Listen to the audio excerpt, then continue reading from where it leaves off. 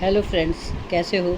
मैं आज आपसे अपना एक एक्सपीरियंस शेयर करने जा रही हूँ। उन बच्चों के लिए है जो बच्चे रोज़ कहते हैं कि मुझे स्कूल नहीं जाना है, स्कूल नहीं जाना है। स्कूल से जी चुराते हैं और मम्मी पापा परेशान होते हैं बच्चों के फ्यूचर को लेके। बच्चे स्कूल नहीं जाएंगे तो काबिल कैसे बनेंगे, कैसे पढ़ेंगे। उनके पीछे डंडा लेके भागते रहते हैं कि उनको कैसे स्कूल भेजे, कैसे स्कूल भेजे।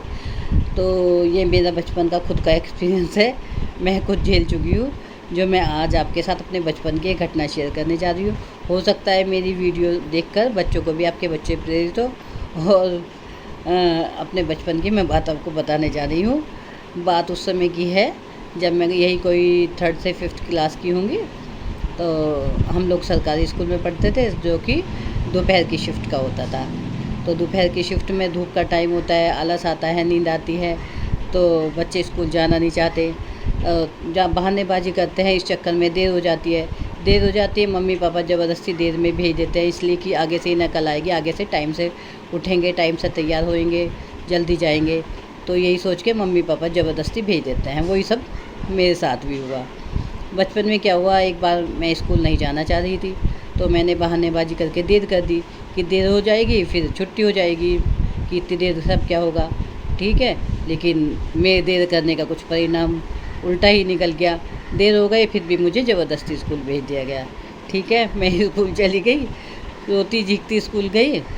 तो स्कूल गई तो गेट बंद हो गया। अंदर कहा 1-2 बार कि भाई देर होगी, एक्सक्यूज़ दिया, लेकिन कोई फ़ायदा नहीं हुआ।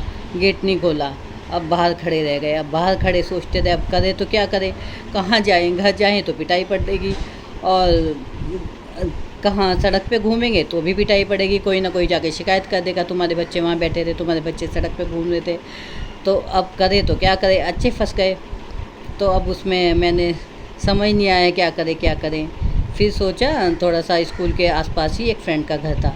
हमने कहा चल उसके घर जाकर देख लेते हैं, हो सकता है आज उसने भी छुट्टी करी हो, हम लोग एक साथ बैठ जाएंगे, एक साथ उसके घर से छुट्टी टाइम में निकल जाएंगे, ठीक है। ये सोच के मैं उसके घर चली गई। उसके घर गई तो उसकी मम्मी थी, उसकी मम्मी भी टीचर थी। तो उसका लड़की का एक छोटा सा भाई था, 2 साल 2.5 साल का। तो मैं घर गई तो पता चला वो तो स्कूल चली गई। उसकी मम्मी बोली वो तो स्कूल चली गई। अब मैं उसकी मम्मी से कहने लगी, आंटी क्या करूं, गेट बंद हो गया, घर जाऊंगी तो मम्मी पिटाई लगाएगी, अब मैं क्या करूं। अब उसकी मम्मी बोली ऐसा कर, तो यहीं रुक जा। अब क्या करती, वो भी कुछ नहीं कर सकती थी। तो मैं उनके बच्चा जो था 2-2.5 साल का बच्चा, उसके साथ खेलती रही, टाइम स्पेंड किया किसी तरह। मेरे को दिन गुजारना इतना भारी पड़ गया, 4-5 घंटे कैसे गुजारूँ। लगता कि कैसे टाइम बीते, छुट्टी टाइम कैसे हो, कब मैं जाऊँ। और जाऊँ तो फिर मुझे कोई रास्ते में देख लेगा, तो वो कहेगा कि स्कूल तो आई नहीं थी बैग लेके, स्कूल बैग से कहाँ से आ रही है इतनी देर में। अब समझ नहीं आया, करूँ तो मैं क्या करूँ, निकलूँ भी तो कैसे निकलूँ। स्कूल की छुट्टी टाइम पे निकलूँगी तो कोई ना कोई शिकायत कर देगा, और स्कूल से पहले निकलूँ तो जल्दी कैसे आई। अब बहुत परेशान, बहुत मुश्किल में टाइम मैंने काटा, बड़ी मुश्किल में टाइम काटा। 4-5 घंटे काटने मेरे को बहुत भारी पड़ गए।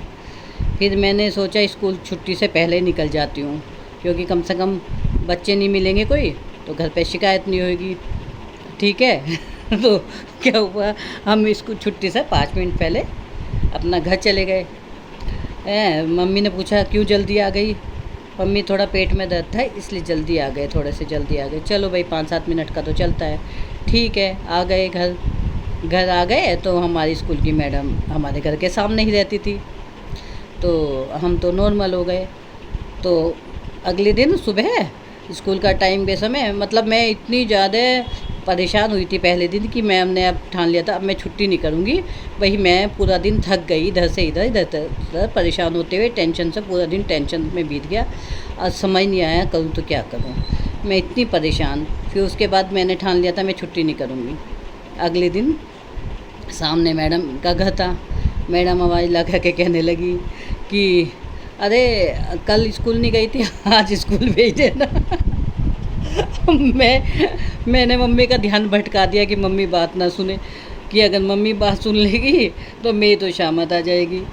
तो बच्चों, इस बात से मतलब ये लगता है कि अगर हम छुट्टी करते हैं, बहानेबाजी करके इधर उधर जाते हैं, तो वो समय पास करना इतना मुश्किल होता है और फिर उसके बाद मैंने कभी छुट्टी नहीं करी। फिर उसके बाद मुझे हर साल पूरी अटेंडेंस के लिए प्राइज़ मिलना शुरू हुआ। उसके बाद मैं कोई साल ऐसा नहीं गया जिस साल मुझे प्राइज़ ना मिला हो।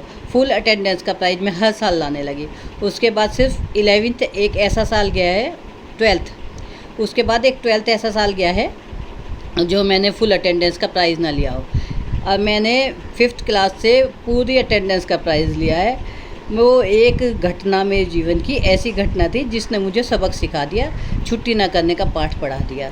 तो मेरी इस कहानी से मैं चाहती हूँ आपके बच्चे भी सीख लें और अपने बचपन की घटना अब भी याद करती हूँ तो मुझे लगता है इस घटना ने मुझे बहुत सबक सिखाया और मुझे पढ़ने के लिए प्रेरित किया। और फिर मैं उसके बाद हर साल प्राइज़ लाती, कभी किसी चीज़ का प्राइज़ लाती, कभी अटेंडेंस का प्राइज़ लाती, कभी ड्राइंग कंपटीशन का प्राइज़ लाती, कभी ऐसे कंपटीशन का प्राइज़ लाती।